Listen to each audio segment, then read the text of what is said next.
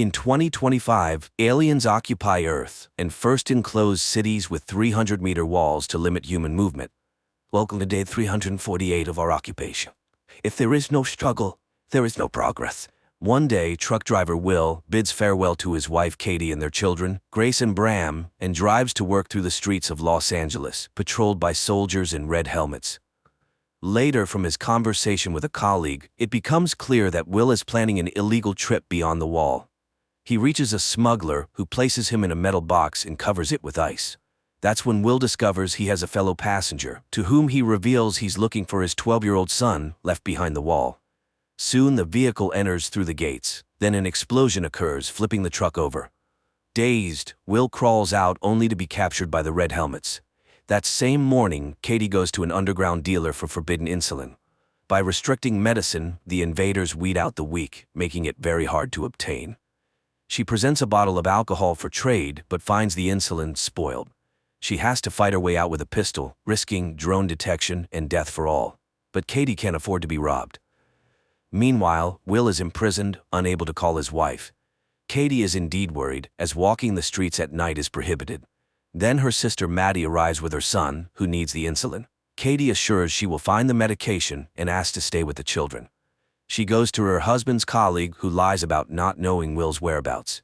Katie has to return home empty-handed. Suddenly an alarm blares over the city. Katie hides under a military truck parked at the curb.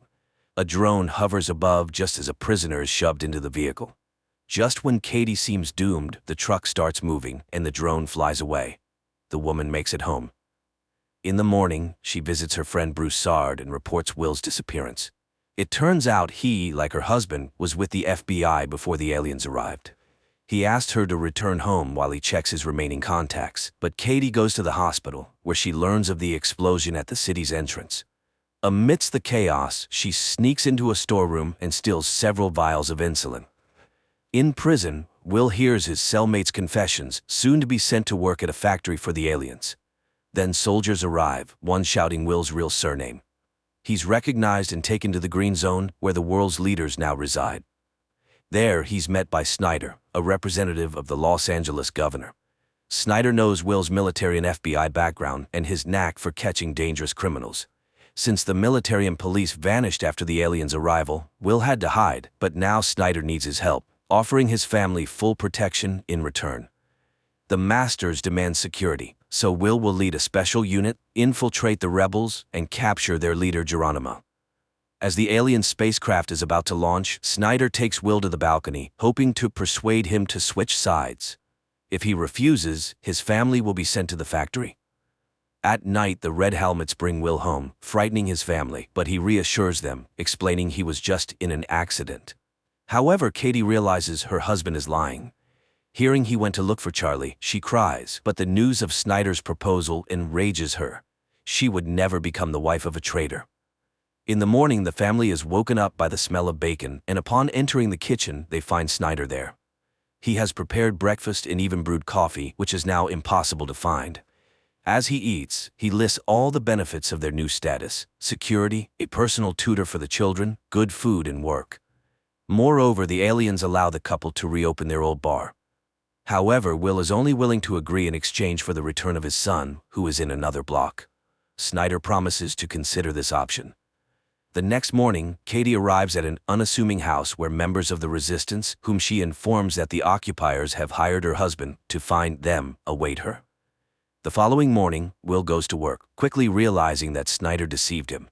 Instead of becoming the commander of a special unit, he is subordinated to Phyllis, who assigns him to find the guy who planted an explosive device at the city entrance.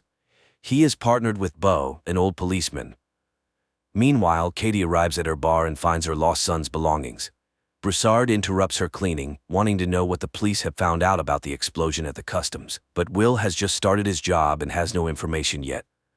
Meanwhile, Will and Beau approach the house where the girlfriend of the wanted criminal lives, and by deception, they force him to run out the back door. The agent catches up with him when suddenly a drone appears. Will fearlessly looks directly into the lens, and it instantly disappears. The police bring the detainee to the station, where Will's arrested colleague is found. The man begs Phyllis to release him as his informant, but she refuses.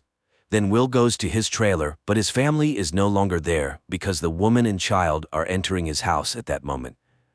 After hiding the mother and son upstairs, Katie drives to Broussard as the couple needs new documents, but he refuses to help as the resistance cannot take risks. Katie leaves. At home, she confronts Will, who, learning that his friend's family is with him, takes them to a man who makes fake documents. On their way, they are stopped by the Red Helmets. However, after checking the pass, they let him go with apologies, leaving Katie in a state of shock. They safely arrive at the Masters, and while he makes the documents, Will tells Katie that he caught the guy who planted the bomb. And once he finds Geronimo, they will be able to bring Charlie back. Later, Will takes the woman and child to a camp where displaced people live. Katie meets with the resistance leader. Alexander calms her down, as the caught boy belongs to another group, but he promises to warn them. At the station, Will discovers that a group of prisoners is being prepared for shipment to the factory. Phyllis asks him to resign himself. During the arrival, the city's entire defense was destroyed in 8 hours. What can a bunch of rebels do? At night, Katie comforts her distraught husband when he is informed that the suspect has divulged the location of his accomplice's hideout. He leaves, and Katie rushes to the phone to warn Broussard. Meanwhile, the prisoners are brought to the location, forced to strip, disinfected, and then redressed. At the same time, the Red Helmets arrive at the location named by the detainee and find only the bodies of rebels. Will realizes that there is a spy among the police. The next morning, a man with a card enters an inconspicuous house on the outskirts of Los Angeles. Immediately, a radio broadcast begins with calls to overthrow the occupation, voiced by Geronimo. The Red Helmets detect the transmission and head to the location. At the same time, Bram duplicates the broadcast recording and hides the cassettes under the bed, but the military, storming into the house, find no one there. That same day, Katie participates in a resistance armed attack on a food truck for the first time. During the operation, one of their comrades, Kim, is fatally wounded. Katie tries to help him, but Broussard finishes the boy off, shocking Katie. Then, drones arrive and start shooting random passers-by. However, Broussard calculates the authorities' response time to the incident. After the operation, Katie rushes home and barely manages to wash off the blood traces. She is so shaken that she doesn't want to explain anything and locks herself in her room. That day at school, Bram gives a cassette to his teacher, who notices a change in the pattern of the alien ship's takeoffs. He saw a very large object circling Earth in the sky and now intends to make a more powerful telescope. The police arrive at the scene of the incident. Will notices the body of a boy who was clearly finished off. Phyllis orders to take his photo and quickly learns his name. After that, the Red Helmets go to his house and arrest his parents. Will is outraged by this and fails to notice Broussard in the crowd, who heads to the resistance base and reports what happened. But Alexander is confident that Kim left no traces. Will then goes home, where Katie explains her morning behavior with the things found in the bar belonging to their son. Distraught, Will blames himself for being powerless against the Masters, but his wife promises her support. Later, Katie goes to meet Broussard. He justifies his actions as saving Kim from torture, but now she needs to extract everything her husband learned during the investigation from him. At the same time, Bram's friend asks for his help and leads the boy to an underground tunnel beneath the wall, where her brother slipped and injured his leg. It turns out their father worked there before the arrival, and now they use the tunnel to get beyond the wall. Will and Bo go to a cultural center, listed among the places visited by the deceased Kim, and find a rebel weapons cache. At the same time, Bram's friends tell him they've been going to the other side for 6 months to get food, as there's no one beyond the wall. Alexander learns about the lost weapons and asks Broussard to warn Katie about the inadmissibility of her husband's actions. He fulfills this request, but Katie is more concerned about her family's safety. Nevertheless, in the evening, she opens the bar to visitors. Suddenly, in the midst of the festivities, Snyder walks in. The man congratulates everyone on the opening of the establishment and then explains to Will that by revitalizing such places, the Masters allow people to safely release tension. Hearing this, Katie becomes furious, thinking they've sold out to the aliens for the sake of getting their son back. But Will is convinced that by continuing to work for Snyder, he will be able to find Charlie. Later, he speaks with Bo again about the spy. However, the former policeman, who has faced betrayal, doesn't believe in such a possibility. Meanwhile, Katie tells Broussard that the quick finding of the Resistance's premises is explained by a huge database in a woman who knows how to use it. She's ready to reveal her name if Will remains unharmed. Broussard swears to this. The next day, a squad of red helmets bursts into the school. The military brutally arrest a teacher and beat a student. Returning to the base, one of them removes his helmet, revealing himself to be Broussard. Later, he explains to Alexander that he learned the duty schedule of the Red Helmets. Now they have a chance to be in the right place at the right time. That same day, Phyllis shows Will information about the Los Angeles rebels. If they unite and go on the offensive, the entire block will be cleaned out. She hopes Will understands what this means for him and his family and counts on his loyalty. Meanwhile, Katie takes the children for a walk with Lindsay, the governess appointed by the authorities, and turns on the streetlight, sending a prearranged signal. The sound of breaking glass is heard. The woman counts to 10, then pulls out a fire extinguisher.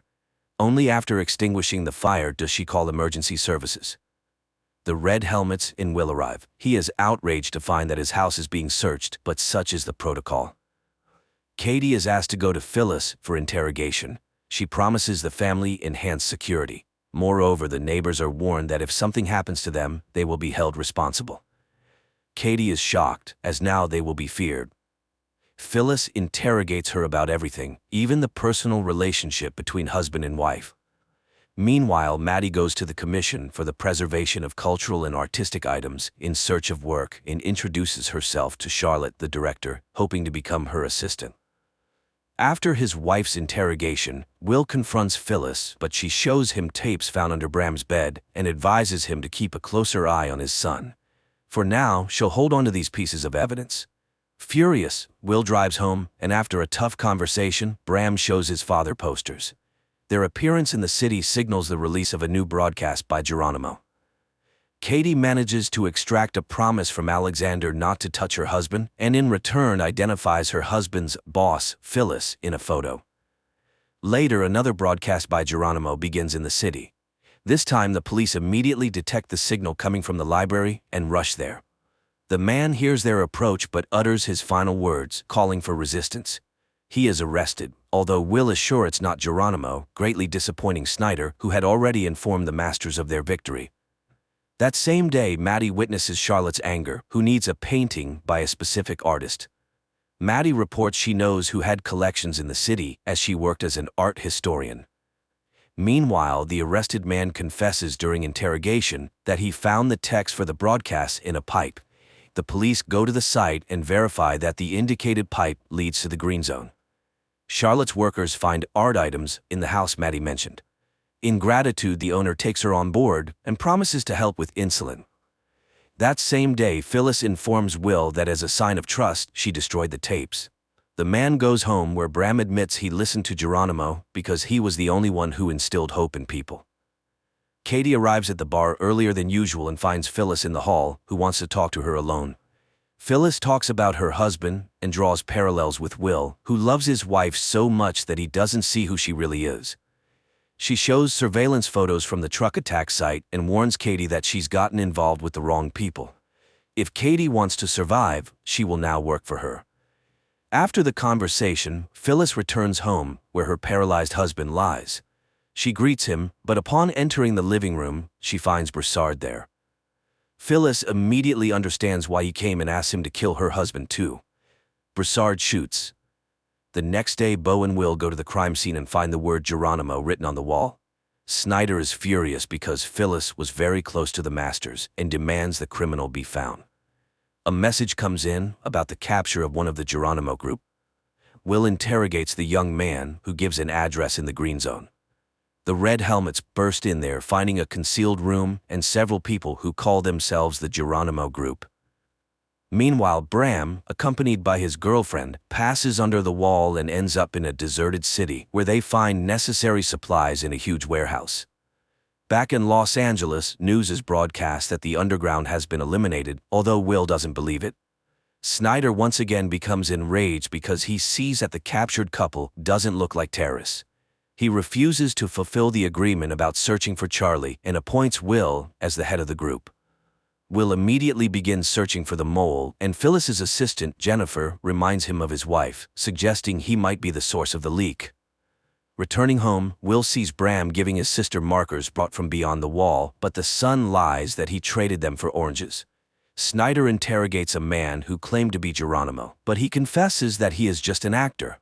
Snyder convinces him to play out his role in exchange for being sent to another block.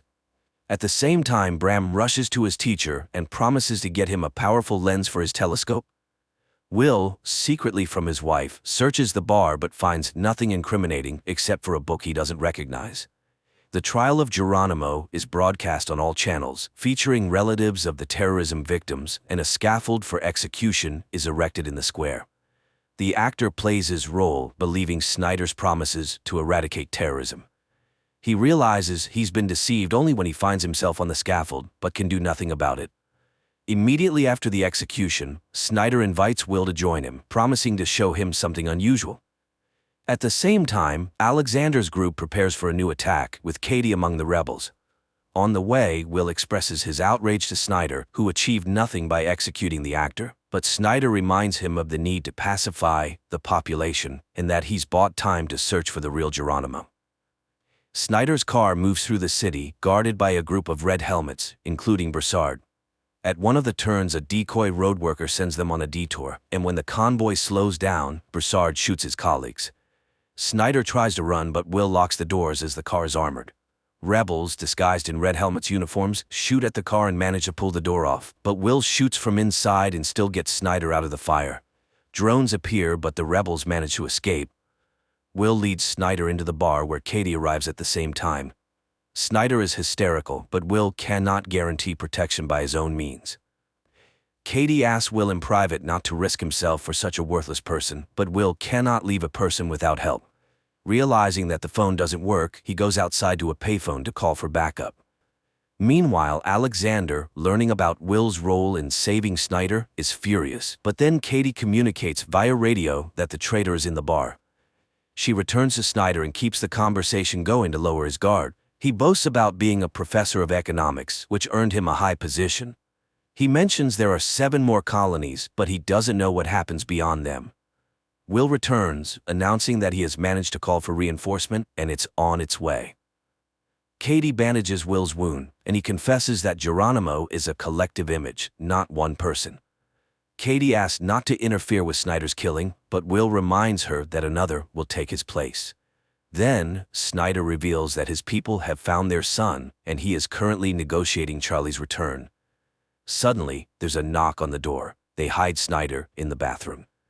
Broussard enters in a red helmet's uniform and searches the place. Katie leads him to the basement, asking to ensure Will's safety, but he can't guarantee anything as her husband is always diving into the fray. Broussard eventually leaves, but Will is sure he is a member of the resistance and will return with backup.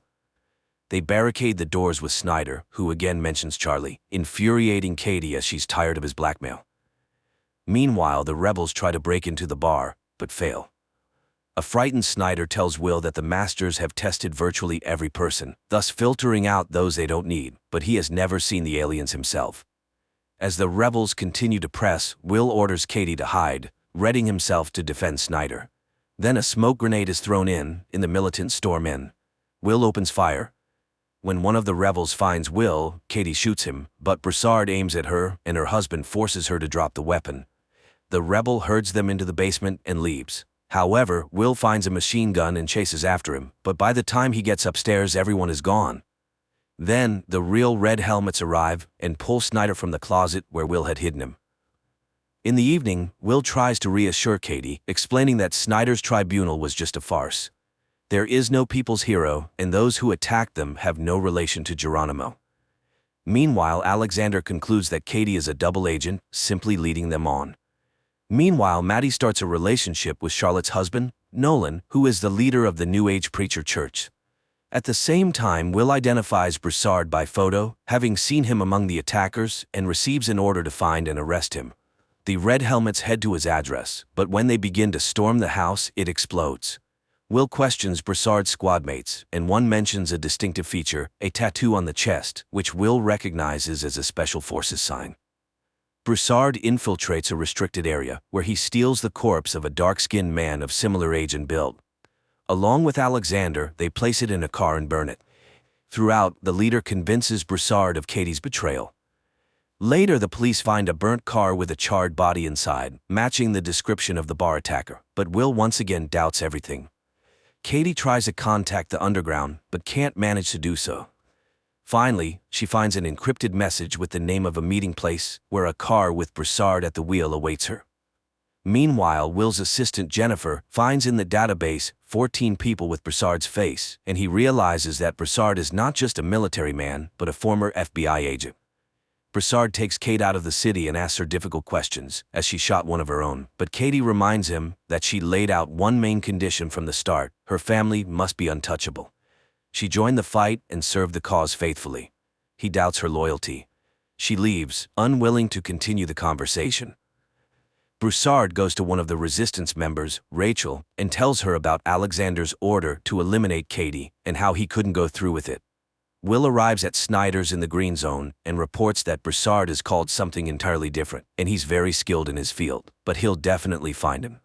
In response, Snyder gives him an envelope containing a recent photo of Charlie.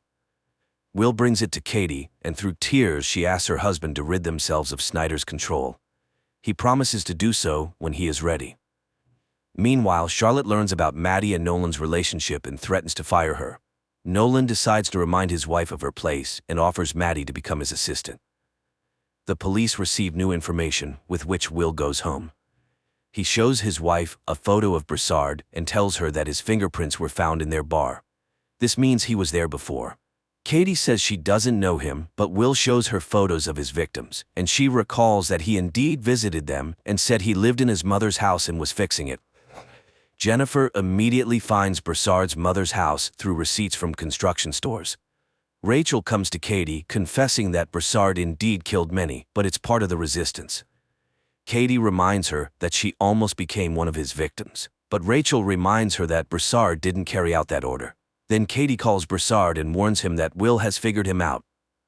The red helmets go to Broussard's mother's house, but it's empty. The abandoned tools make it clear he received a warning. Will calls out to a neighbor who turns out to be Alexander, and he says he hasn't seen his neighbor. Will leaves but then stops. On Broussard's table lies the same book as in his wife's bar. Will's partner ends up at a factory where people often get sick and die. It turns out the factories are built on the moon. Will shows his children a photo of Charlie and admits he only started working for the government to get him back. That morning, the governor of the Los Angeles block arrives at Snyder's to inform him that the chief minister of the Pacific region is coming for an inspection. He assures everything is going well, but the woman is very doubtful. Katie goes to Rachel and learns that her underage sons are also in the resistance. She is stunned by the woman's courage, but still announces her departure from the group, fearing for her family. Rachel promises her support. Alexander calls Will and declares that his wife is the mole leaking information to the rebels. He sets up a meeting place. Will goes there. He immediately recognizes Broussard's neighbor, who confesses that he is the head of the cell and is willing to betray everyone for the right to leave the block. Meanwhile, Broussard meets with the leader of the youth cell of the rebels, from whom he receives information about the arrival of an important person. Will returns to Beau and tells him everything. Later, he goes to Snyder and conveys Alexander's conditions. Snyder demands a personal meeting. In the evening, Katie returns to the topic of Charlie. If Snyder knows where he is, why can't he bring him back? But the conversation shifts to the meeting with Alexander. He reveals he is ready to betray the entire cell, and Katie immediately leaves for the bar, signaling Broussard along the way. Bram and his teacher observe the moon and notice changes in its surface. It seems that's where the alien mines and warehouses are located. That evening, Broussard comes to the bar, where Katie tells him about the leader's betrayal. He immediately goes to Alexander and starts asking questions, but Alexander demands he stop all communication with Katie and prepares for a new operation. The next day, Will takes Snyder to the meeting place with Alexander, who confesses he just wants to survive. He needs a universal pass to travel between blocks. In exchange, he gives a list of the group led by Broussard and admits they are planning an operation to eliminate the minister. He will set up a meeting for Broussard, where the police will arrest him. Afterward, Will take him beyond the wall and give him the pass. Later, Broussard arrives at the designated place in the market. Rachel and Katie are also there, and upon spotting the red helmets, Katie immediately warns Broussard. A rebel throws firecrackers, causing panic, and people scatter as the military opens fire. Rachel dies, and Broussard escapes. Will goes to Alexander's house, which is under police guard, and announces the cancellation of the deal with Snyder. He is ready to let him run, but Snyder starts talking about Katie signing his death warrant. Will shoots the traitor and blames it all on Broussard. At night, people see Rachel's hanged family, and Katie promises Broussard her support. Will lets his wife know he's aware of her participation in the resistance. The following night, a spontaneous uprising occurs during which several red helmets die. Bo asserts that people's patience has run out. Will informs Snyder that he has information about a new rebel cell located beyond the wall. Apparently, there exists an unknown passage to the authorities. He asks for permission to let them go beyond the wall and check. Snyder agrees but assigns them a guard. Meanwhile, Broussard and Katie go to the leader of the youth cell, who proposed a joint attack on the minister. Everything is to happen in the subway, now used only by the masters. Will and Bo, having gone beyond the wall, climb a skyscraper and survey the entire city. They then simulate an attack on themselves. While their guard tries to figure out what happened, their commander finds a map supposedly lost by the attackers. Later, Will points out to Snyder the marks on the map, indicating the rebels' attack points. Snyder reports the found tunnel under the wall. Members of the youth cell show Katie a micro-drone, shaped like a bee, capable of flying anywhere and gathering any information. The rebels finalize the attack plan. Broussard teaches Katie how to shoot. At that time, red helmets led by Snyder come to Nolan's house, accusing Charlotte of hiding valuable paintings from the masters and arresting her. That evening, Katie finds a book about the benefit of the arrival, given to her daughter by Lindsay. She immediately calls Will and tells him about how the new church is indoctrinating children. Will then informs her that they will move to Bo's house, located beyond the wall, accusing her of spying on him, but Katie can no longer bear it. They constantly lie to each other, and it's killing their family, and hiding, even beyond the wall, is impossible. Will asks Bo to run alone. Katie and Broussard, killing guards, descend into the subway, open a backup entrance, and the group infiltrates inside. The rebels cause an explosion, derailing the train. Searching the wrecked wagons, people find an alien's body. Will learns about this and heads to the station, where the governor soon arrives, announcing the kidnapping of a master. There was already an incident when 2 aliens died, leading to Dallas's destruction, so people must understand what awaits Los Angeles if they don't find the missing master. At the same time, a group of rebels transports the alien to a secret location, blocking signals with metallic foil. Will rushes home and asks Maddie to hide the children. She suggests taking them to the green zone. He tries to find Katie, and Bram gives him a secret number his mother received the day before. While the rebels try to move the alien to another location, a curfew is declared in the middle of the day. Maddie and the children end up in a huge queue, and as they try to break through, Bram runs away. Meanwhile, the rebels hijack a red helmet's car and load the alien into it. At the same time, the police receive subway camera footage. Will recognizes Katie but doesn't show it. Bram runs to his teacher and leads him to the tunnel. Meanwhile, the group that kidnapped the alien moves through the city in a police car and witnesses a house being shot to intimidate residents. Snyder is removed from his position, but the governor can do nothing. Meanwhile, the alien is brought to a laboratory, shielded from any observation methods, and they attempt to open his suit. Will gives the rebel codebook to Jennifer. Together, they review the operation footage from Broussard's arrest attempt and identify the youth cell leader, who is also in the database. The rebels figure out how to activate the communicator on the alien's wrist when Will knocks on the door. He asks to hand over the kidnapped and run, or he won't be able to save them, but Katie refuses to open the door, instead breaking the isolation, forcing the rebels to flee through a secret passage. At that moment, drones converge on the house. Katie opens the door, and Will calls the police. The alien is taken away. Snyder thanks him and gives him a universal pass beyond the wall. Simultaneously, Bram and the teacher descend into the tunnel and are caught by the police. Snyder is taken away by the patrol. Will goes beyond the wall to find his son, and Katie returns to an empty house. This concludes the first season.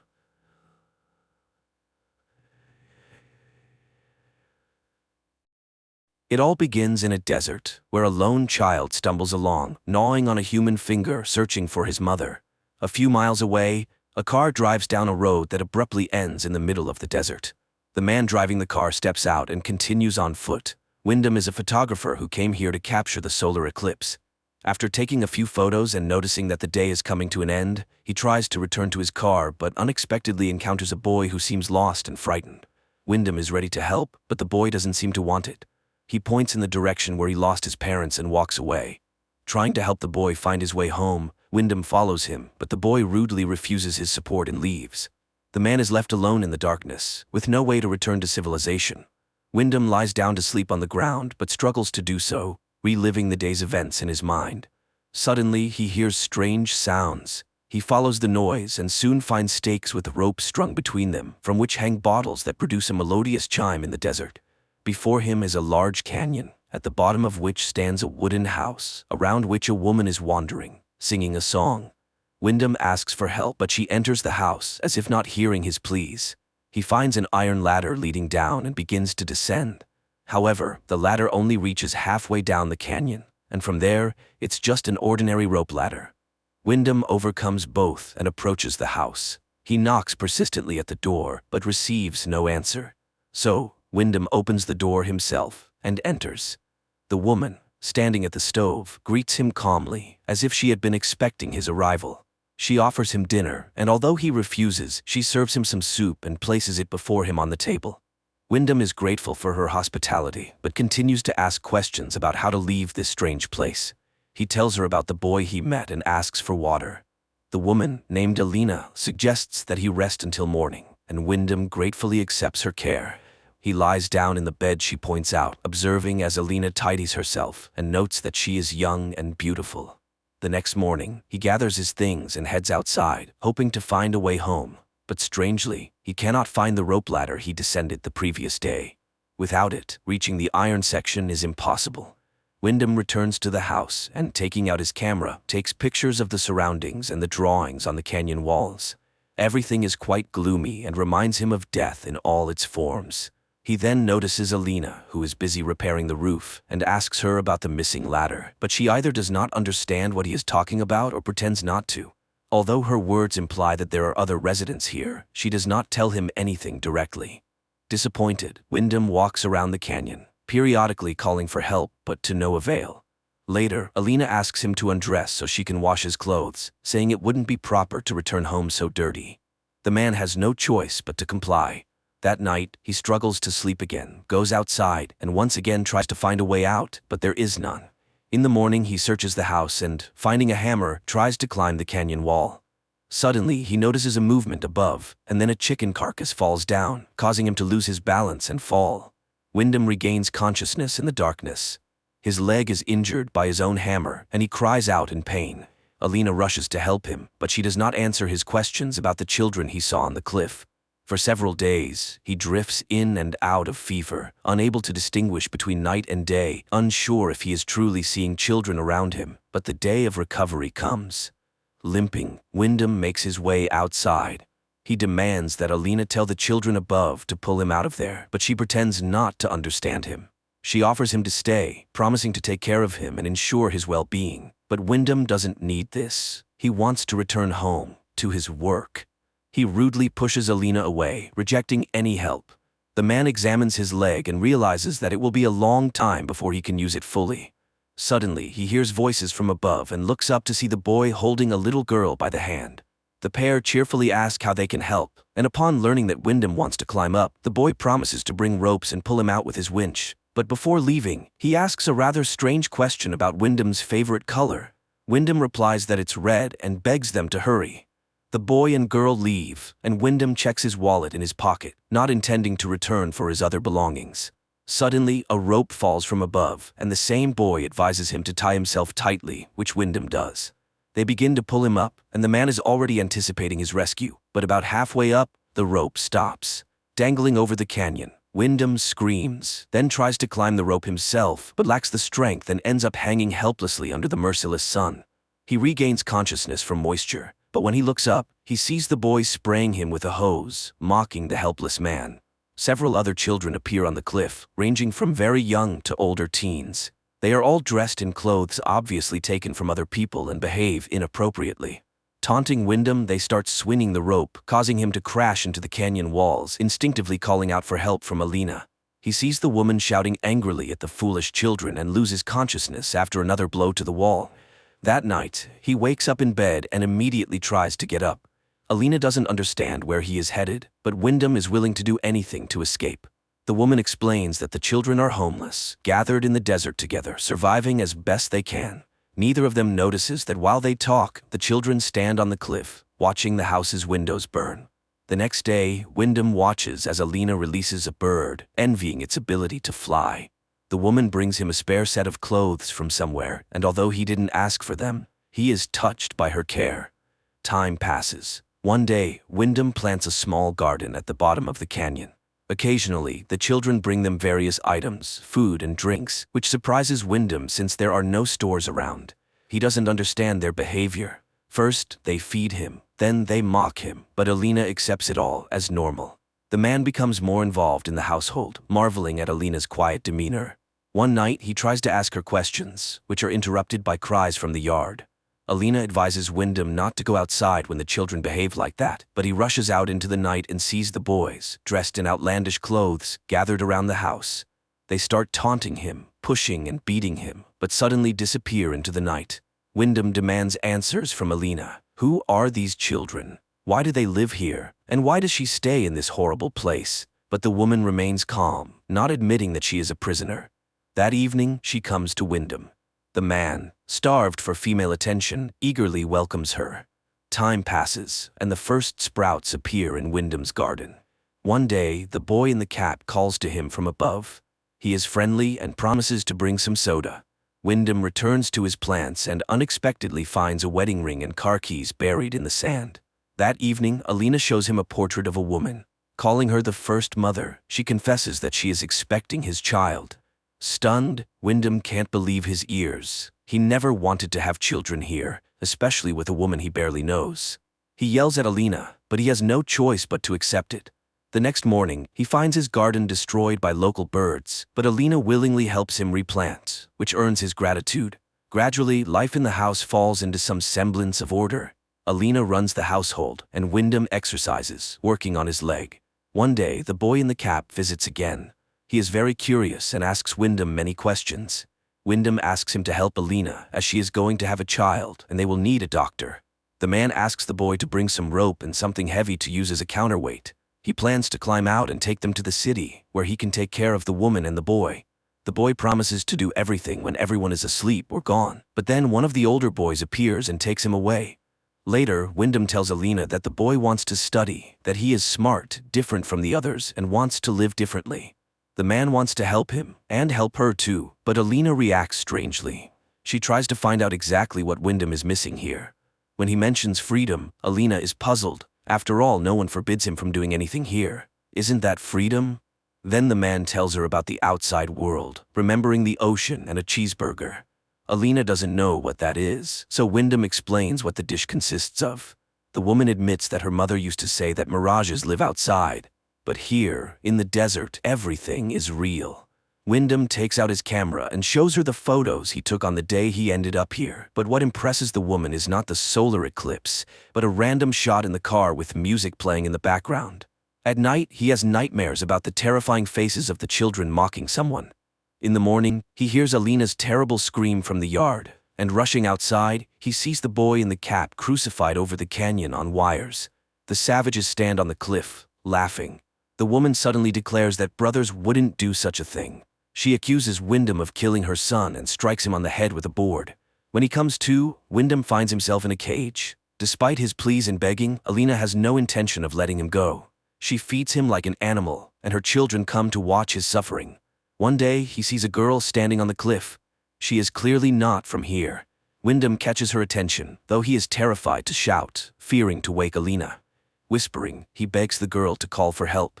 She understands him, promises to do everything necessary, and leaves, assuring him she will return soon. Wyndham waits in hiding, watching the heavily pregnant Alina as she goes about her chores. Suddenly, he hears screams and sees the savages catching the girl. They drag her to the cliff and dramatically kill her before his eyes. Time passes. Wyndham remains in the cage, He involuntarily witnesses unnatural rituals performed by Alina, her children, and her brothers. One day, he suddenly tells Alina that he wants to stay here forever, to raise his child and love Alina, who will become his queen. He will teach the child everything he knows and is ready to give himself completely, and this is his choice. But hearing the word choice, the woman laughs. He never had one. He is just a seed blown here by the wind, and this child is only hers. The man will stay in the cage until the baby is born. After that, nothing in the desert goes to waste. Finally, the day of birth arrives. Alina screams in the house as Wyndham paces in the cage. The woman reaches him, begging for help, as she has never had such a difficult birth before. She releases the man from the cage, and he does his best to ease her pain. The children stand on the cliff, watching what is happening. Suddenly, Wyndham sees a ladder descending from above, but Alina cries out, and he stays by her side. The child is born at the moment of the solar eclipse. Wyndham takes the baby girl in his arms and kisses her, overjoyed to be a father. Alina begs him to give the baby to her, and when she receives the child, she promises to feed and protect her until she becomes the new mother. Then she will fulfill her purpose, just as Wyndham has fulfilled his now. At that moment, the boy sneaks up and slits the man's throat, exulting over the collapsing body, assuring him that he is doing it for the mother. Later, Alina gathers Wyndham's belongings and packs them in a chest, then goes to the baby, promising her that everything will be fine. Meanwhile, Wyndham's body decomposes in the yard of the house, sprouting grass and turning to dust. This is where this unusual film ends.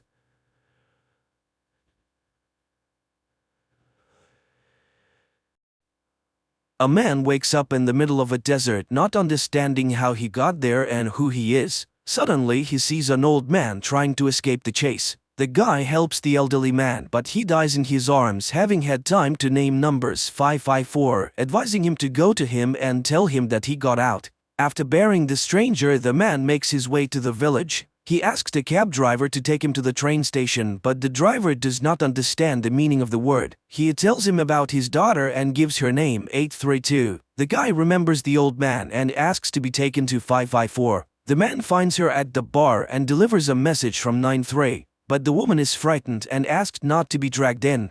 At this point, footsteps and a barking dog are heard outside, and the girl tells the man to run. He makes his way to the fire escape and sees a man in a white suit at the bottom, tossing a grenade in his hand. Then the man becomes dizzy, everything in front of him swims, and he wakes up in a hospital room where the man in the white suit calls him number 6. Later he declares that there is no New York, but that number 6 has always lived in the village, as his papers prove. Number 6 is taken to his house, but he looks around and goes to the street, where he sees cheerful, happy people. He buys a map of the village, but there is nothing marked outside. A woman doctor catches up with him on the street and tries to persuade the man not to look for a way out, while he looks at the ghostly towers of high-rise buildings on the horizon. Then he jumps into an empty cab by the curb and drives into the desert. But as he climbs the mountain, he sees only sand and rocks in the distance. The action rolls back to an evening in New York when Michael meets a girl in a bar. The next moment, the doctor finds him lying on the sand and takes him to the village.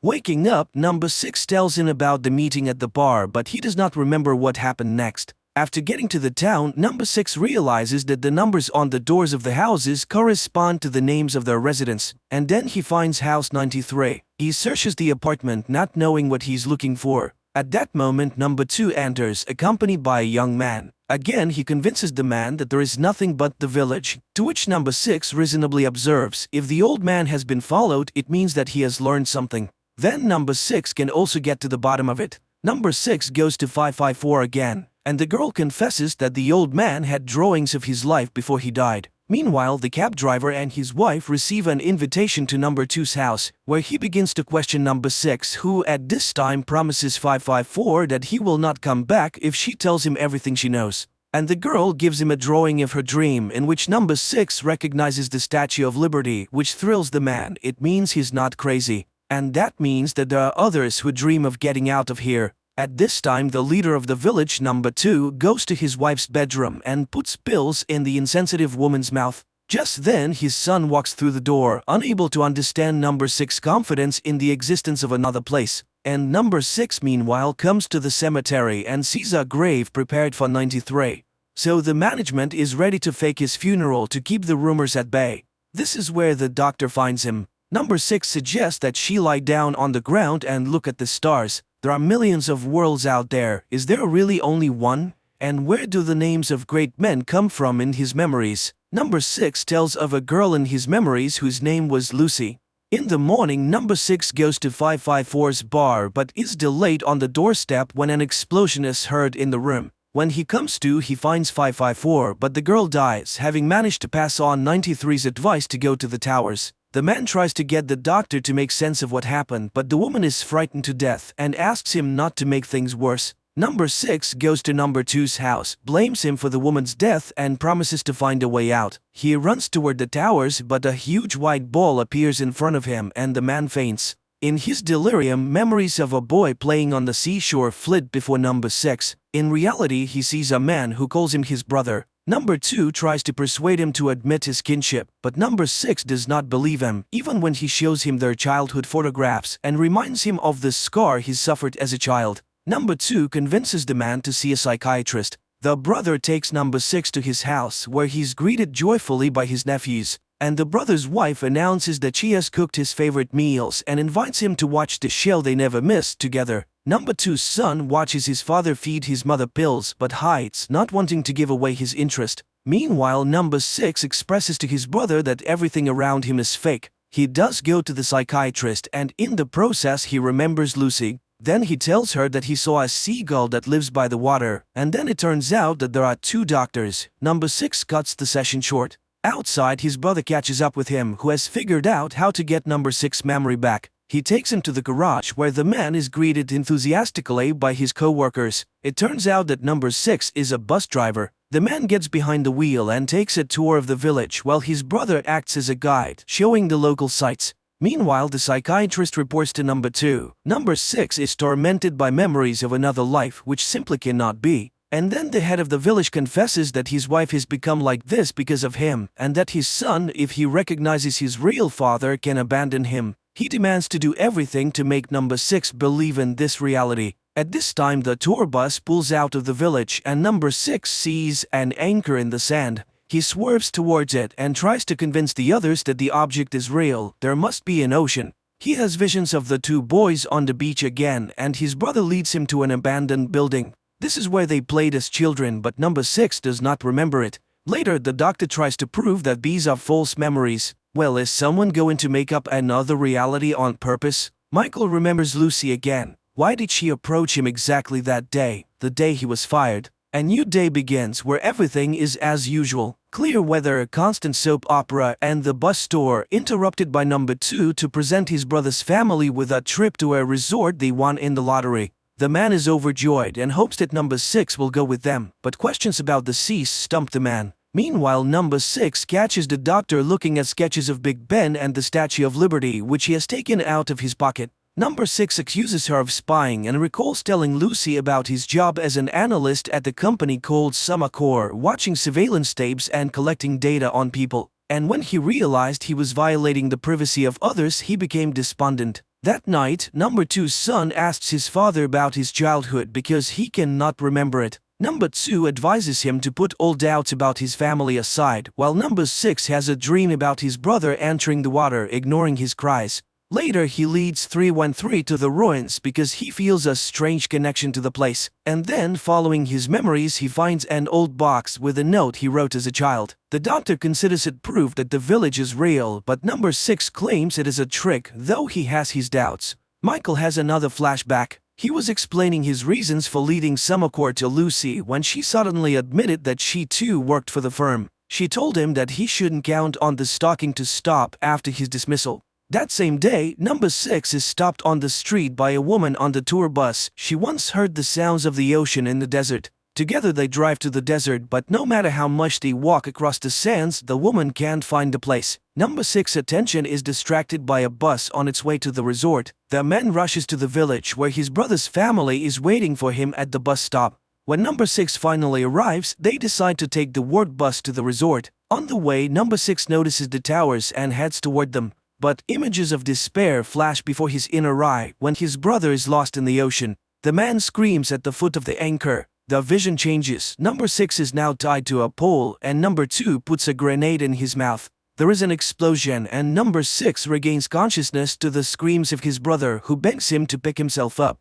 Confused, number 6 apologizes for his behavior and is ready to accept 16 as his brother when he suddenly confesses that he's not. He has been forced to lie. He doesn't know what they want, but it has something to do with the other place and he fears for his life. But number 6 promises that together they can stand up for themselves. 16 joins number 6 and the winking woman in search of the ocean. When they finally find it, 16 happily runs into the water. Number 6 remembers his brother's disappearance and asks him to stop, but a huge white ball appears out of the water and the man disappears. Number 6 tells 313 about it and they go to the place together, but instead of the ocean there are sand dunes in front of them. He returns to tell his family the news of his brother's death, but people are absorbed in the show. Number 6 screams in despair and is taken away by clinic workers, where number 2 comes and feels sorry for the man who has lost control of himself. He refuses to wear the number instead of his name but cannot remember his real name and agrees to be number 6.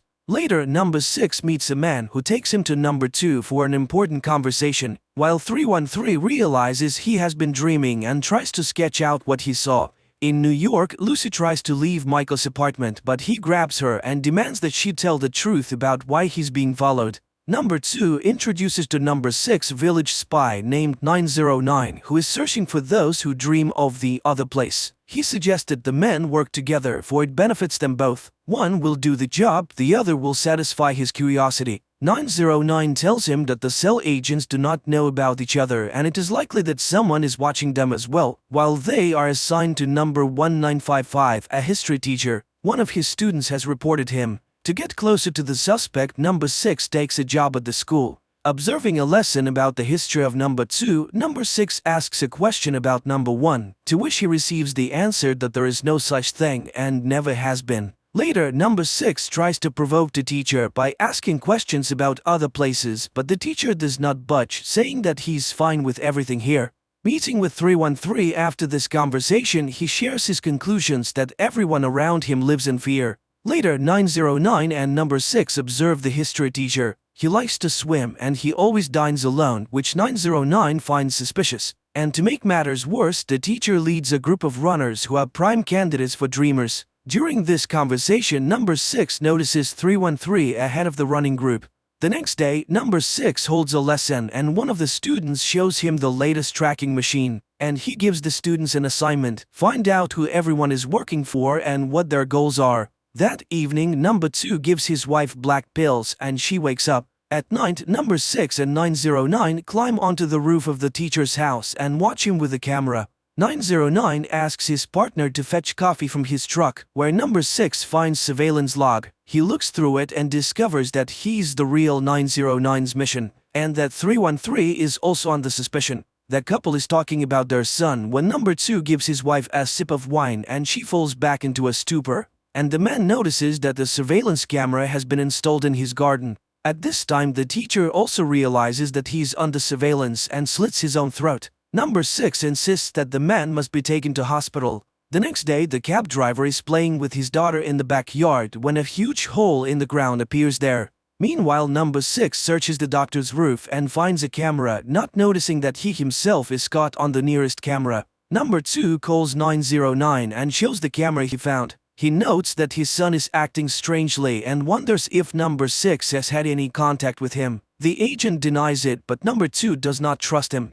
And number 6 follows 909 and sees him in a bar with the mayor's son. It becomes clear that the couple are romantically involved. Number 6 recalls Lucy's confession that she has been reading Michael's reports and understands why Summercore wants to stop him. And in the village, he visits the teacher in the hospital and asks for help finding the other dreamers, but the man denies his involvement in any activity. The conversation is interrupted when number 6 senses that he's being followed. He runs after the stranger but loses sight of him, unaware that he has been spied on by his student. The next day, number 2 gives number 6 an assignment to spy on 909, but the latter first wants to warn the doctor. Only the woman shows him her own surveillance photos. He's the agent himself, having climbed on her roof.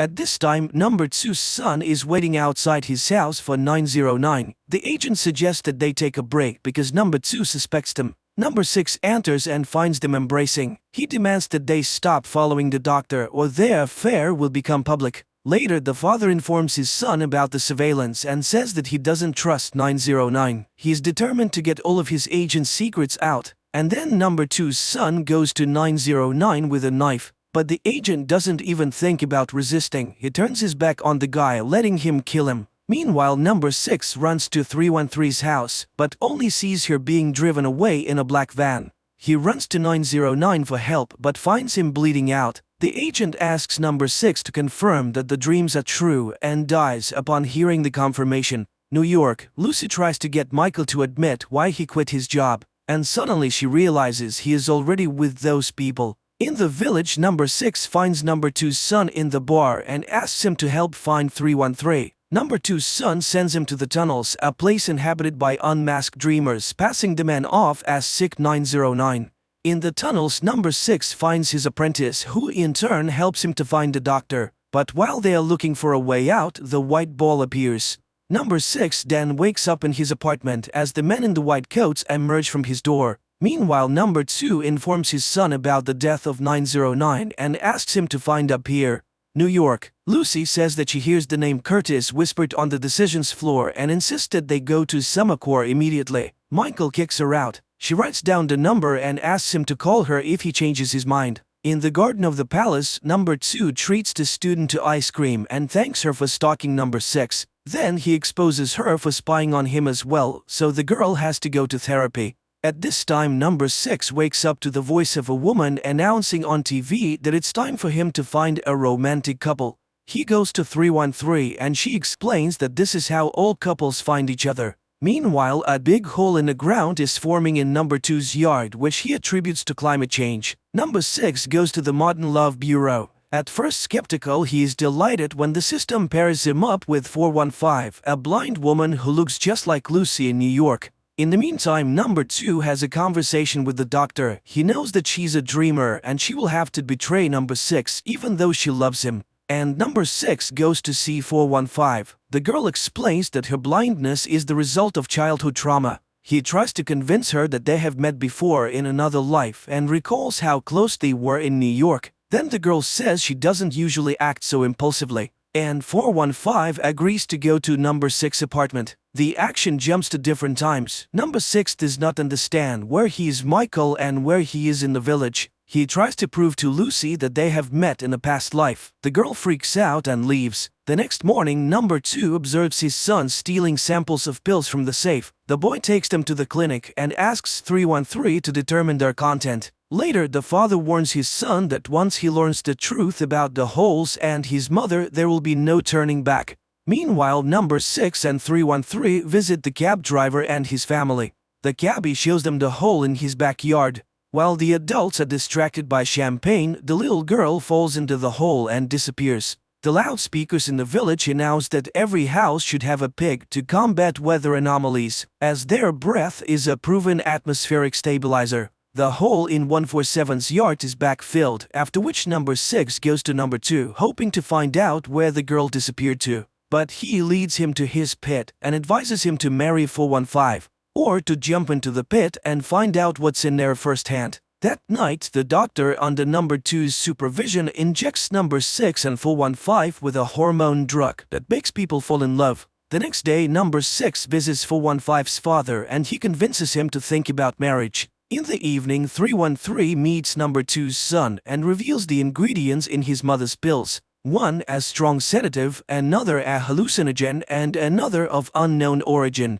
In the meantime, number 6 tries to ease 147's family's suffering from a missing child, while the doctor finds herself in number 2's bedroom, where she sees number 2's wife sleeping. The man is interested in the possibility of reversing love. 313 speaks affirmatively, but she's against such a way of winning the man over. That night, 313 goes to number 6 and confesses her feelings as he falls asleep. People from the clinic arrive and take him away. The doctor injects him with the drug, but the man wakes up and number 2 confesses that they caused his love artificially. But the man disagrees with this statement. His love is real, and he intends to marry 415. New York, Lucy and Michael wake up together. Lucy feels that she's not being her usual self and tries to leave, but Michael offers to cook breakfast for her. The girl asks for oranges. The man's consciousness is double again. He proposes marriage to Lucy and 415, and both respond by saying yes. On their wedding day, the doctor shows up at the church to tell number 6 that his feelings for 415 will not last. When the bride arrives, 313 kisses number 6. Sensing this, 415 runs off into the desert.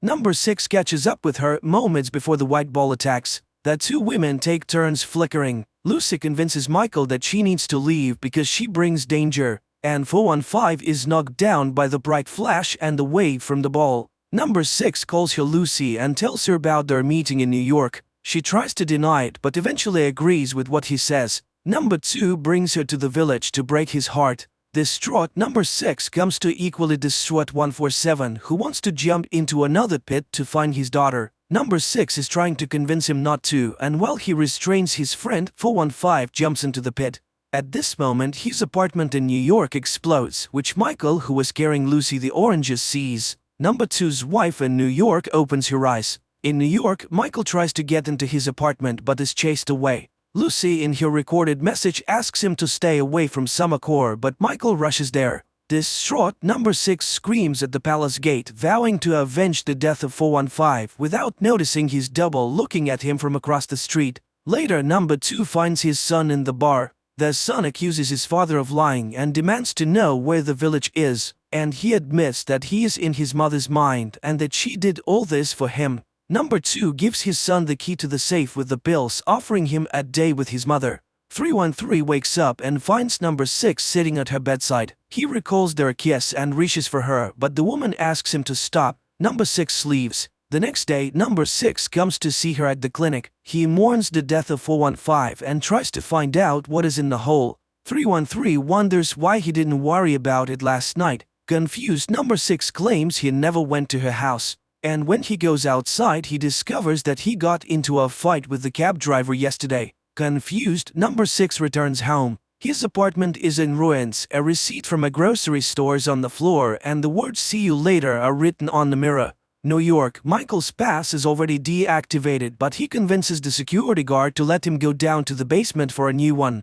Number 6 goes to the store and he learns that he bought a knife here yesterday. He tries to convince 147 that his previous fight was with an imposter, and then he sees his double. He rushes out in pursuit and catches up with him, but the doppelganger knocks number 6 to the floor and puts a knife to his throat. He demands to kill number 2, who is responsible for the death of 415. Then he stabs him in the face and disappears. Number 2 prepares to leave the palace and finds number 6 breaking through his bodyguards to warn him of the appearance of the double who is going to kill him. But number 2 begins to behave strangely. He refuses to go in his car and goes for a walk in the village on foot, throwing off his suit. Meanwhile, number 2's son sees a message with a warning about the appearance of his father's double and wakes up his mother. Number 2 meanwhile walks into a store and asks for cigarettes. The salesman reluctantly hands him a cigarette, then smokes with him, but after he leaves, the man calls the clinic. Mother and son are having lunch, during which the boy pokes his mother for information about other places. But the woman convinces him that the village has everything he needs for him. Number 6 again tries to warn number 2 of the danger, but he calls himself a vagrant without a number and is not afraid to die. Nevertheless, when he sees number 6's double, he agrees to get into the cab driver's car, and he takes him to his home to protect him from being caught as a wanderer without a number. Meanwhile, Michael goes to get a new card and recognizes the man as the village shopkeeper. The access specialist is skeptical until Michael proves that they share the same memory. 147 and his wife treat number 2 to cake until agents searching for the double arrive. Number 2 flees while his wife gives out for a walk without noticing the formation of a new hole in the yard. Later, number 2 comes to 313 and wonders if she wants to see the other place. He promises to grant her wish, even against her will. At this time, the son again asks his mother for permission to go to the other place, and the woman confesses that the holes appear when she's awake, and she also adds that the people born in the village cannot live anywhere else. The distraught son runs out into the desert and throws away the key to the pill cabinet. Meanwhile, 313 seeks solace in the arms of number 6, but realizes it is a double. She runs away haunted by new visions and finds herself in the middle of the desert, while number 6 tells number 2's son about the doppelganger and his intentions to kill his father. The boy names the location of number 2 and confesses that he recognized him. He is the doppelganger and the killer. In the village church, number 6 finds number 2, and he confesses that he created the village because he wanted a fresh start, free from the apathy and the cruelty of the real world. But apparently he was wrong. He recognizes the doppelganger and he's not afraid to die. The doppelganger grabs number 2 while the real number 6 appears. He stops to double. They will only win if they unite.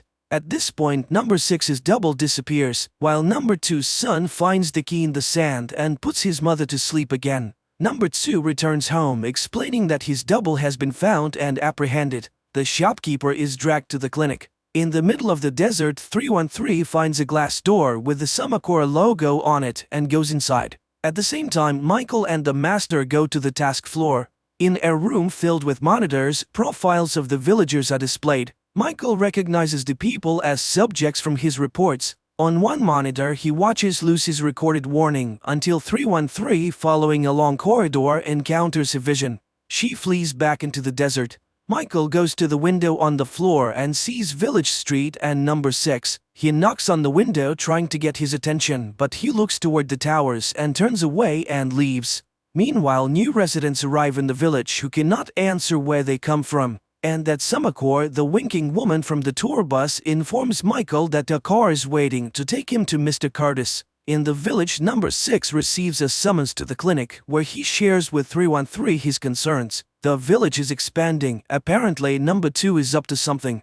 At that moment, the doctor receives his test results and is frightened. At the same time, looking around the village, number 2 tells his son that all of this is his inheritance. Their conversation is interrupted by number 6, who wants to know exactly why he's now certified to die. Number 2 replies that he has exhausted all means to convince him to live peacefully in the village or not to live at all. In the meantime, 313 continues to be haunted by visions from another life, but number 2 warns that she must not let the girl from the other place control her. Otherwise, she will not be able to help number 6. At the cemetery, number 2's son lays flowers in the grave of his friend 909, where number 6 meets him, asking him to help everyone get out of the village. The boy claims that his mother cares for him, but number 6 warns that she's also killing all hope in him. Later, number 6 faints in front of 147, who offers to take him to someone who might be able to cure him. In New York, Michael is escorted to Mr. Curtis's car, where he recognizes the driver as 147 from the village. On the way, the driver explains that he used to be an evil man, but Mr. Curtis helped him change his life. In the village, 147 takes number 6 to the village prophet, and he tells him that the deliverance is coming, they just have to wait. But number 6 has no intention of giving up. He goes to see number 2's son, who is drinking alone. The man asks him about his mother and the pills and offers to run away with him, but the boy refuses. He has a case to finish. In the New York City, Michael visits Mr. Curtis, who turns out to be number 2's prototype, and his wife, who is in a dreamlike state. Mr. Curtis explains that the village is an experiment taking place in the woman's mind. She's sacrificed herself so that broken people could have a better life, if only in her mind. At this time, number 2's son enters his parents' bedroom and strangles his mother to death. Mr. Curtis confirms that it was Michael who found everyone in the village. Meanwhile, at the clinic, number 2 taunts dying number 6 with details of his upcoming funeral. Later, number 2 returns home to find his wife dead and his son missing. He and his assistant searched the bar and discovered that his son has hanged himself. Number 2 takes his body out and places it in a glass coffin. More and more earth holes begin to open up in the village. Number 2 visits 147 and asks that at just the right moment the man shout the phrase that number 6 is the first. Back in New York, Mr. Curtis shows Michael the positive impact of the village on suffering people. The man recognizes the inhabitants of the village who here in real life are cheerful and contented, and yet he's convinced that people should not be helped without their consent. Mr. Curtis offers Michael the opportunity to continue the experiment and gives him a pass to the Summacor's main floor. At this time, number 2 offers 313 a way to save number 6. Number 2 finally realizes that number 6's weakest point is his humanity. He's so right that he wants to live his life according to his conscience. If she wants to save him, she must give herself to number 6. Later, he reminds number 6 that the doors are open, and he can go wherever he wants. But first he must confess that he needs the village, and it is his fear that causes the white bowl. Number 6 sees this object and, unable to confront his deepest fear, runs away. The villagers gather for number 2's son's funeral. Number 6 comes too, for his fever has miraculously passed. Number 2 reads the eulogy and confesses to the crowd that his son's death was suicide and that they are all prisoners of the village. At this time, in a New York church, Mr. Curtis introduces Michael to Sarah, 313's prototype. She's mentally ill, suffering from the effects of childhood abuse. The man tells Michael that he worked with the girl for a long time until she resisted. Meanwhile, number 2 admits that he cannot save the village and soon everyone will be in the abyss. The child throws a stone in number 2's face and he points to number 6. He can answer all their questions and he calls him number 1. Mr. Curtis asks for help to cure Sarah, for Michael is number 1. The crowd begins to chant that number 6 is number 1 and will save them all. Number 2 tells number 6 that the only way to plug the holes is for a dreamer to take his wife's place. That's when 313 steps forward and takes the pills. Michael takes Sarah by the arm, catching her as she falls, and number 2 puts a grenade in his mouth. He gives it to number 6 and pulls out the pin. Mr. Curtis returns home and finds his wife healthy. On the appointment floor, Michael takes over as the new head of Summer Corps. On the high ground by the village, number 6 and sleeping 313 look out at the world around them. The man confesses that he has only now realized how beautiful it is here and intends to create a good village. 313 sheds a tear. The film is quite complex. It is not always immediately clear what is real and what is a flashback or hallucination, especially when it comes to the same characters, but everything is redeemed by a rather unpredictable ending which explains all the strangeness of the plot.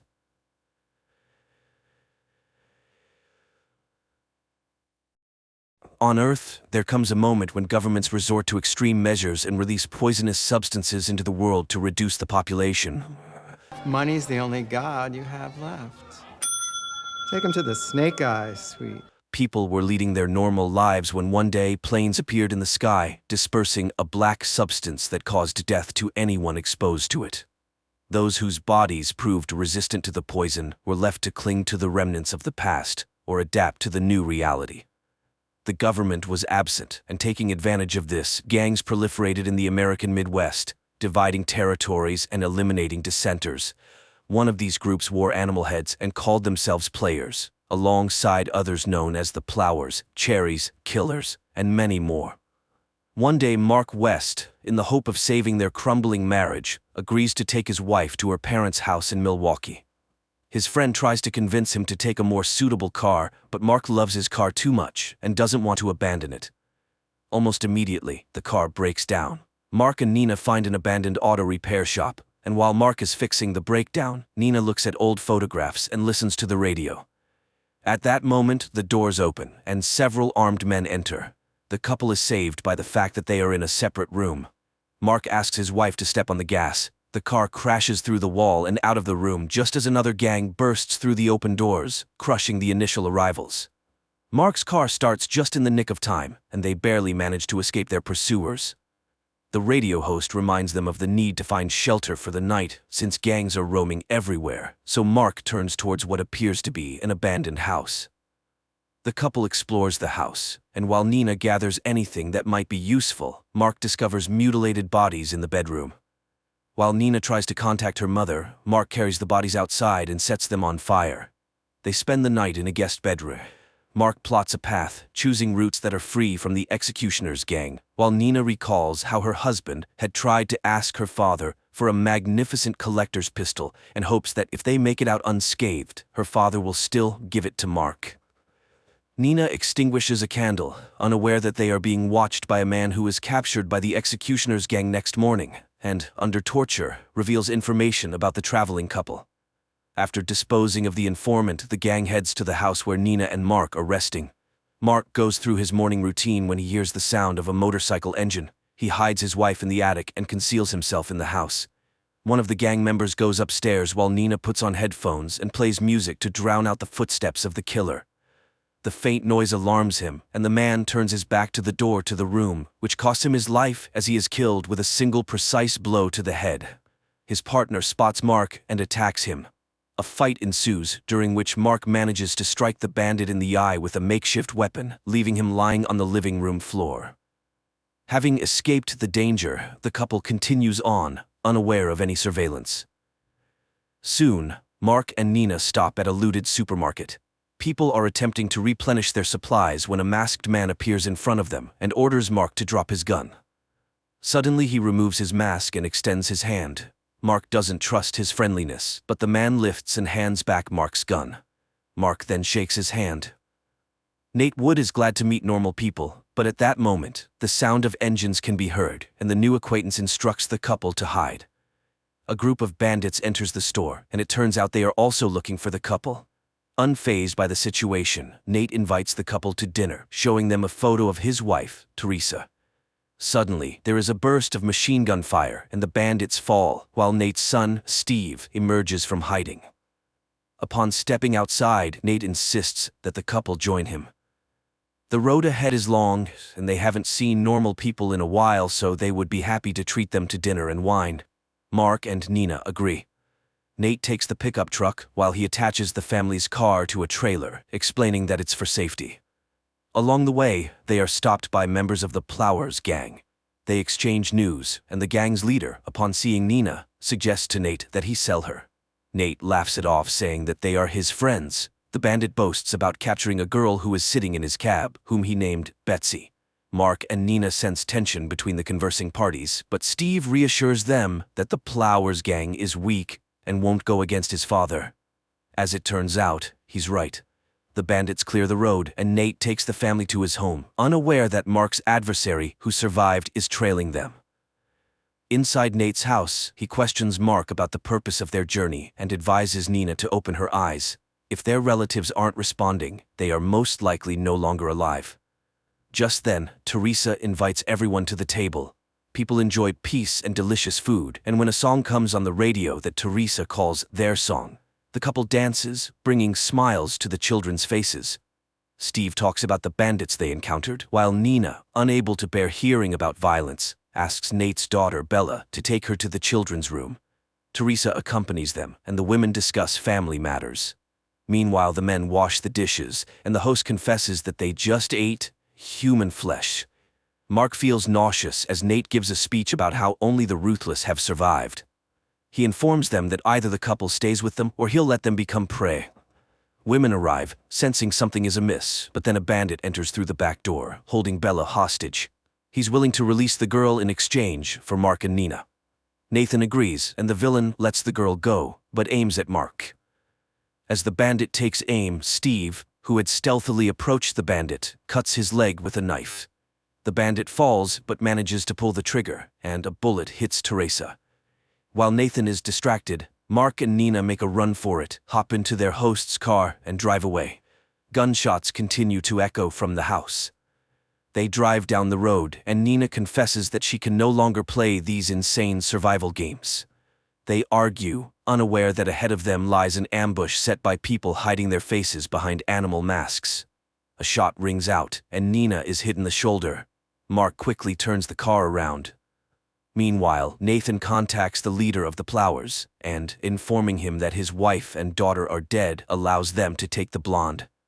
An enthusiastic bandit heads to the garage where he receives a blow to the head from Betsy.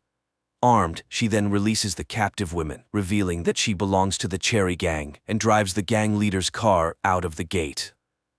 In the meantime, Mark finds a small house in the wilderness, tends to Nina's wound, and puts her to bed. He then goes out in search of food. Nina wakes up and discovers notes from her husband all around, helping her navigate the house. She gets dressed and, after looking around, starts packing a suitcase, intending to leave alone when Mark enters a nearby room. Silence prevails everywhere, so he goes upstairs and finds Nathan and Steve tied up with bags over their heads. But when he questions how they got there, a very colorful character enters the room, suggesting they have some fun because, after all, showtime is his life. Meanwhile, Betsy drives down the road, listening to the screams of the bandit she locked in the trunk. Suddenly, she notices Nina behind some bushes and goes after her, while the bandit, who introduces himself as William Cunningham, tries to find out why Nathan and Steve were tailing Mark.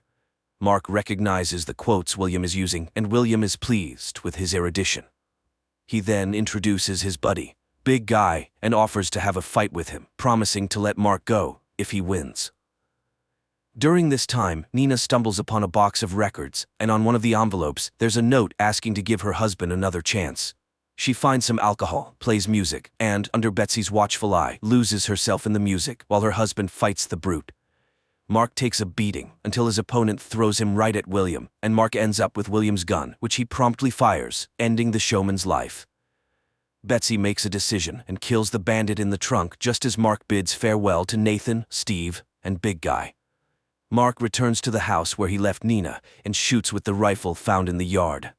For the first time, Nina shows an interest in firearms, and Mark teaches her how to shoot, which she turns out to be surprisingly good at. She leads her husband to the garage when Betsy enters the house and finds a ring that Nina had taken off when contemplating running away from her husband. And at that moment, she shows her husband a car just like his, and upon learning that he wasn't very popular with girls and thus didn't experience familiar sensations felt by many American guys, she suggests rectifying that in the car. The process is interrupted by the animal-masked bandits who capture the couple and take them to their base. There, they are brought into a room and seated at a table with 2 sticks attached to it, each with a gun affixed. Their hands are fastened to the gun handles, and they are offered to play a game. 1 bullet in the chambers, and if they're lucky and don't shoot each other for 6 rounds, the couple will be set free. Nina then asks to add more bullets, but reduce the number of rounds, which the bandits agree to. The couple begins the game, and in the second round, Mark is shot in the shoulder. The crowd rejoices, and the 2 ladies start squabbling, which helps Nina free her hand. She grabs the judge's gun, shoots him, and fires at the sticks holding the pistols. Then she positions her shoulder under Mark's semi-conscious body and makes her way to the door. She is intercepted by the brothel's leader, but under the barrel of gun, she has no choice but to let the family go, since people with weapons are not allowed in the room according to their rules. The couple gets into a car and drives away while the gang arms itself and starts chasing them, losing a couple of sentries to Betsy's gunfire. Nina presses the gas pedal and finally arrives in Milwaukee, where she learns that her parents have passed away. Neighbors hand her a letter addressed to their daughter, in which her mother asks Nina not to abandon her husband. Later, neighbors show her how they have fortified their defense. Barricades made of cars on the roads, a constant lookout on the roof, and a tripwire stretched across the street that can be activated with a winch. If someone drives over the tripwire, it triggers an explosion sufficient to demolish a house. At this point, the town is greeted by a longtime friend of her father, Phil, while Betsy infiltrates one of the houses and sets up a shooting platform by the window. Meanwhile, Nina overhears Phil reporting her arrival to someone. She goes to his house, but the man hides behind blinds. Then his radio comes to life, reporting that they are 1 minute away, and Nina recognizes the voice. She realizes that the bandits are heading to the town, and upon seeing a neighboring girl on the road, she hides her in a house. She grabs a rifle and prepares to confront the players. The gang stops their cars right under the window of the house where Betsy is positioned, and the sentry also aims at them. Nina opens fire, immediately supported by Betsy, taking down half of the gang. At that moment, the girl escapes from the house, and while Mark tries to catch her, one of the bandits attacks him. Nina throws a homemade grenade at the cars, and Mark kills his attacker with the bandit's own horn. Phil watches in horror as Betsy gets wounded. And there, Nina sees the speeding Plowware's car, which can easily sweep away anyone in its path. She rushes to the winch and tightens the tripwire, which the armored car brushes aside. But then, the explosives go off and the car flips over. Among the attackers, only 1 female bandit remains, who heads into the house where the wounded Betsy is at that moment, handing Mark her ring before succumbing to a bullet fired by the bandit. The bandit queen prepares to shoot Mark, but she receives a bullet from Nina. While Mark recovers from the transformation of his wife, she confronts Phil and finds bloody footprints of a child and a murdered man. On the table, Nina finds a familiar box, takes it, and goes home, encountering a neighboring girl with bloody hands on the street. Nina hands the box to her husband, and he finds the long-desired pistol of her father inside. Then he places the lost ring back on her finger. The couple leaves the town in search of a better place, while the radio reports about a family that has destroyed a bunch of bandits, so the villains need to rethink their actions.